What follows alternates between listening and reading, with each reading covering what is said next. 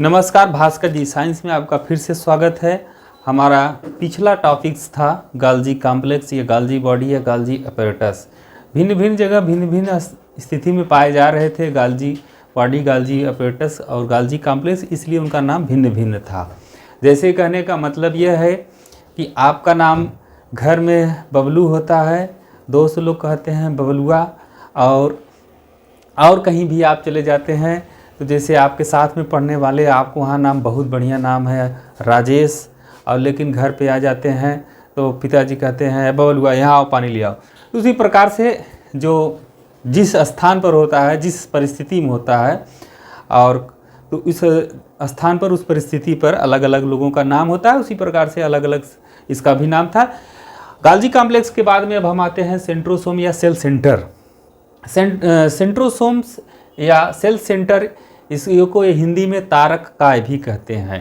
तारक काय या centrosome cell centre इसको इसलिए कहा जाता है कि सेल सेंटर इसलिए कहा जाता है कि यह कोशिका के बीचों बीच मौजूद होता है, और इसी नाते इसको कहा जाता है सेंट्रो। और सोम्स मतलब होता है, जहाँ कहीं भी आप देखेंगे सोम्स लिखा होगा उसका मतलब होता है कि बॉडी, ऐसी बॉडी जो सेंटर में मौजूद होती है। किस सेंटर में मौजूद होती है? कोशिका के सेंटर में मौजूद होती है। सन 1888 में टी बोवेरी नामक बोवेरी साइंटिस्ट थे, जिन्होंने सबसे पहले इसको एनिमल की कोशिकाओं में देखा था, और कुछ ये प्लांट के भी सेल में पाए जाते हैं। जैसे प्लांट सेल में आपके एल्गी हो गया, रोडोफाइसी जो फैमिली होती है, रोडोफाइसी जो फैमिली होती है एल्गी की, उसमें अधिकांशतः ये पाए जाते हैं। यह तारक काय जो होता है आपका सेल सेंटर या सेल, जिसको हम सेंट्रोसोम के भी नाम से जानते हैं, यह आपका को न्यूक्लियस के नज़दीक होता है, मतलब केंद्रक के नज़दीक होता है। अब हम इसके आते हैं कि फंक्शन के बारे में, यानी कार्य के बारे में।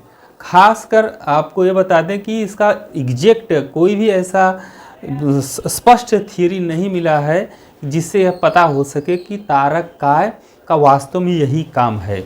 लेकिन अनुमानतः यह जाना गया है कि जब माइटोसिस होती है, यानी कि कोशिका का विभाजन होता है जिस समय, तो यह तारक काय क्या करता है कि कोशिका के जो आपके साइटोप्लाज्म होते हैं, यानी कि जीव द्रव्य जो होता है, जीव द्रव्य को एक मतलब दो भागों में अपनी तरफ से चुंबक की तरह खींचने का काम करता है। यानी कि सेंटर मतलब एक कोशिका जैसे आपकी हो गई, यह कोशिका हो गई, यहाँ तारक काय हो गए, यह क्या करते हैं कि इनको खींच करके, चुंबक की तरह खींच करके कोशिकाओं को दो भागों में, कोशिकाओं के उस समय ज़्यादातर कोशिका का, जब कोशिका विभाजन होता है तो ज़्यादा साइटोप्लाज्म नहीं बचता है।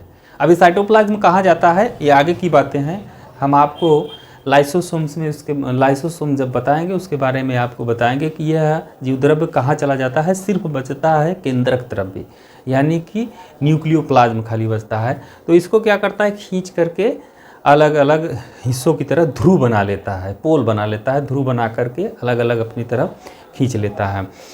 एक बार हम थोड़ा सा स्ट्रक्चर देख लेंगे इनका।